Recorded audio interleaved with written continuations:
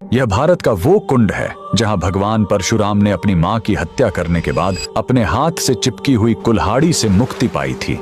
यह कहानी है महान ऋषि जमदग्नि और उनकी पत्नी पतिव्रता रेणुका की। कहते हैं रेणुका हर दिन नदी से कच्चे घड़े में पानी लाती थीं और उनके सतीत्व के बल से वह घड़ा टूटता नहीं था। उनके 5 पुत्र थे जिनमें सबसे छोटे थे विष्णु अवतार परशुराम। एक दिन रेणुका ने नदी में कुछ गंधर्वों स्वर्ग के संगीतकार को जल क्रीड़ा करते देखा। उन्हें देखकर एक पल के लिए उनका मन मोह में पड़ गया और उसी क्षण उनके सतीत्व का बल टूटा और कच्चा घड़ा टूट गया। जब वो आश्रम लौटी तो ऋषि जमदग्नि ने अपने योग बल से जान लिया कि उनका मन भटक गया था। वो इतने क्रोधित हुए कि उन्होंने अपने पुत्रों को आज्ञा दी, अपनी मां का वध कर दो। जब चारों बड़े भाइयों ने मना कर दिया तो क्रोधित पिता ने उन्हें तुरंत पत्थर बन जाने का श्राप दे दिया। इसके बाद परशुराम ने पिता की आज्ञा को अपना धर्म समझा। उन्होंने भारी मन से अपनी कुल्हाड़ी उठाई और अपनी ही मां का सिर धड़ से अलग कर दिया। उनकी आज्ञाकारिता से प्रसन्न होकर जमदग्नि ने वरदान मांगने को कहा। परशुराम ने तुरंत अपनी मां को फिर से जीवित करने और साथ ही पत्थर बन चुके अपने चारों भाइयों को भी मुक्त करने का वर मांग लिया। सब फिर से जीवित हो गए, मानो कुछ हुआ ही ना हो। लेकिन कहानी यहीं खत्म नहीं हुई।